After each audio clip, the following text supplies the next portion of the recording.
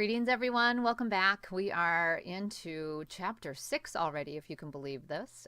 We are talking about marketing strategy. Even though we started this topic last week, we are going full force into gathering information, and all of that data and insight will help us absolutely build a stronger, more vibrant, and more effective marketing plan for this organization. So welcome back. We're talking about market strategy. We're going to use the things from last week in market research in chapter 5, but we will also use everything from chapters 1, 2, 3, and 4 when we talked about, again, how organizations in our industry look at marketing, where the history of marketing has come and how we've been slightly lagging behind and using it from this 21st century kind of perspective.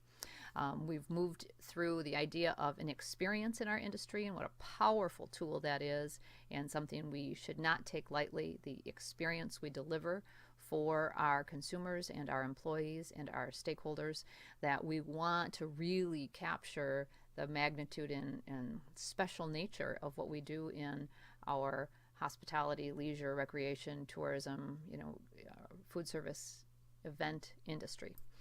Chapter 3 talked about the quality of the experience, and you can answer this question, but what is the base of all great marketing? The quality of the experience. You got it. And don't forget that. So operationally, we need to deliver high quality, because that's going to be the foundation for everything we do in marketing. And the better we are as at delivering high quality, exceptional experiences, the way easier our job in marketing is. And I don't mean easy as I'm looking for the easy way out. I'm looking for an effective way to convey a message.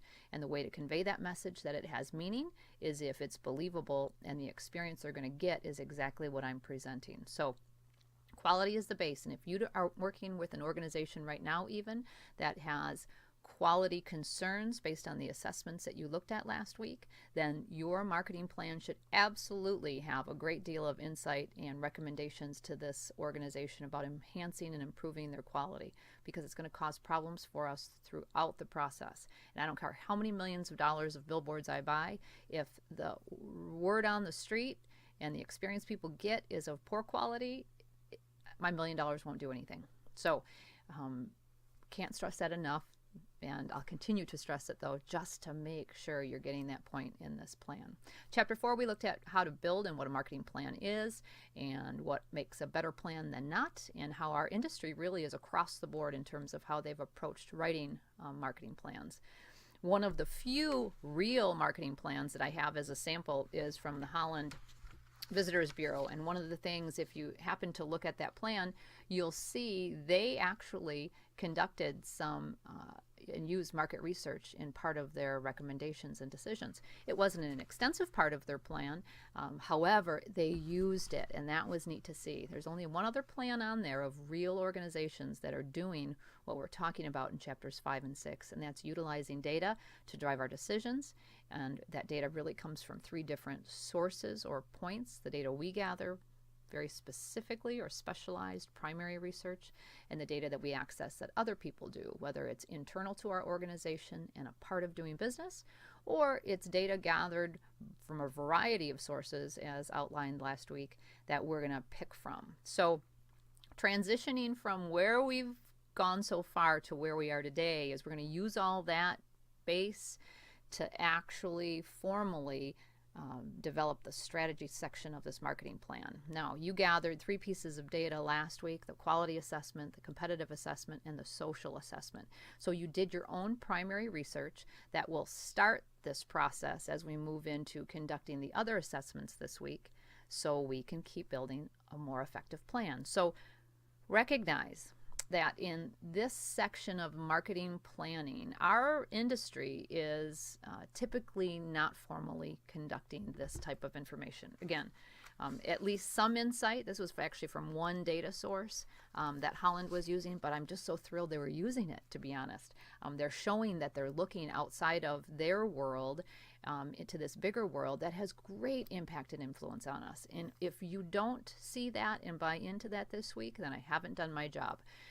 So you let me know if you're not seeing how this insight is incredibly valuable as we move forward. What I'm hoping you'll start to look at and gain this insight that I believe the organization probably already doesn't have.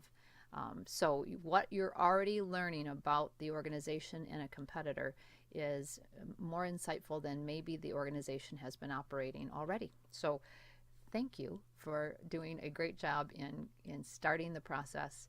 And these chapters that we're working on right now is finding valid, reliable, appropriate, helpful data, and then using the data to help guide our decision making. It's the whole concept of big data. In fact, there's an article written called Big Data in the hospitality industry that I reference and use, and I actually just wanted to read to you some of the sections from this article. Big data. And I'm going to just highlight a little more thought about this concept. And it says specifically, have you considered the cost of not knowing or not getting that information? Because the cost of increased exposure to risks, the cost of missed opportunities, and the cost of inefficient use of resources is going to be critical if you've ignored big data. Ignoring big data and the potential value of the deeper insights it can provide to your analytics can end up being much more costly than you think. So if you've been ignoring big data, it's time you take a look at it. Further, they go on, and I just want to highlight a couple other paragraphs. But it says almost everything that you and your guests do as suppliers or consumers generates some form of data that can be digitally captured, stored, and measured in one way or another. This digitally captured data contains a wealth of information, but more often than not, organizations are challenged as to how to extract value from the big data. Big data analytics can play a significant role in tackling this challenge. Using big data does not make improved performance a sure bet, but the odds are more favorable. Rather, it's the potential value of the intelligence gathered from big data, the decisions you make based on this intelligence. Because remember, data doesn't tell us what to do. You, humans, us, make the decision on what we're going to do with that. And the actions you take based on these decisions that will help drive high performance. Integrating big data into your analytics can help you shift your organization toward becoming the class leader within the niche of your industry. Further, our author adds, suffice it to say that big data is pure information. Consider it to be your raw ingredients out of which a lot of valuable products can be made. The raw ingredients by themselves cannot transform your business. Rather, using these ingredients in the right mix and proportions can be the differentiating factor. Much depends on the questions you want answers to and the challenges you face, as big data may mean different things to different organizations.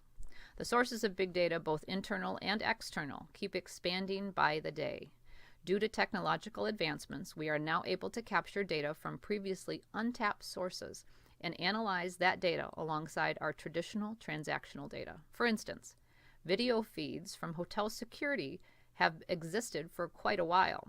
Applying new tracking software to these video feeds, we can now create a heat map or path analysis of traffic within the hotel.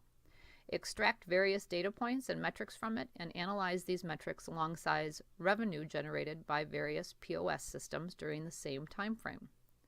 Then there are newer sources of big data like social media, which did not exist a few years ago, but can now also be harvested and analyzed with data from our PMS systems.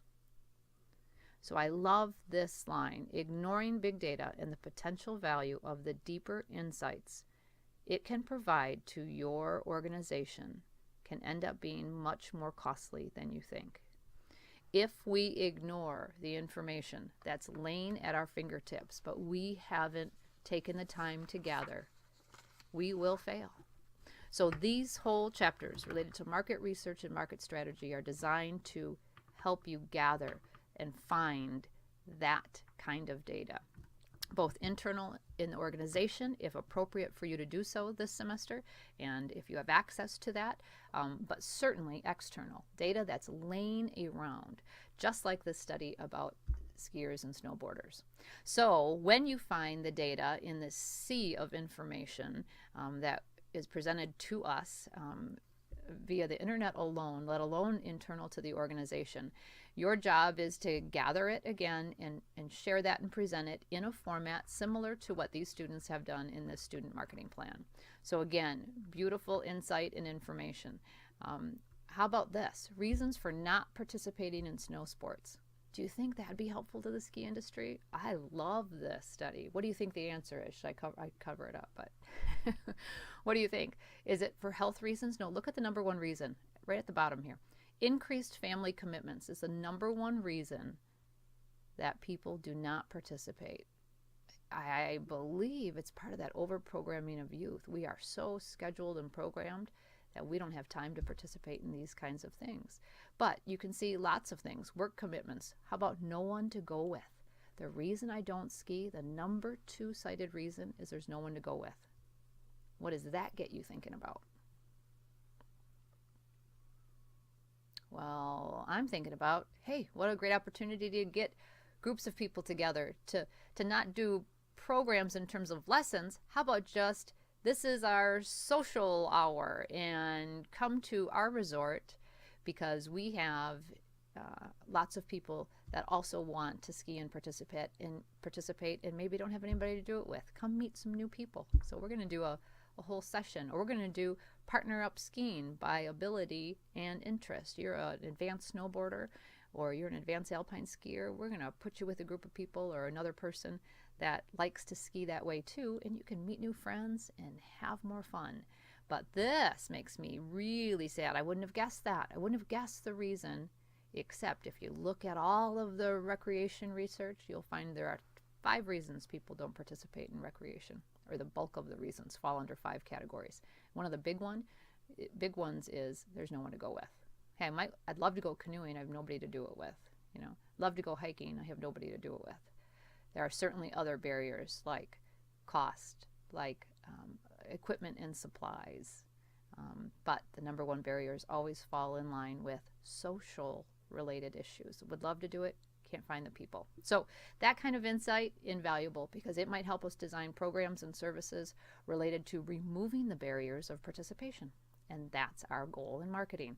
How do we get more meaningful opportunities for the people we want to serve, employees, stakeholders, consumers? So let's get down to tax. I've given you that base. I hope you see and feel the importance and need for this in what we're moving toward. Welcome to Chapter 6. To me, the completely forgotten aspect to organizations today, not affording themselves the opportunity to take a giant step backwards, gather quickly meaningful, relevant, reliable, and valid data and insight and information to give us a business intelligence that will help us be more successful in the future. So I am really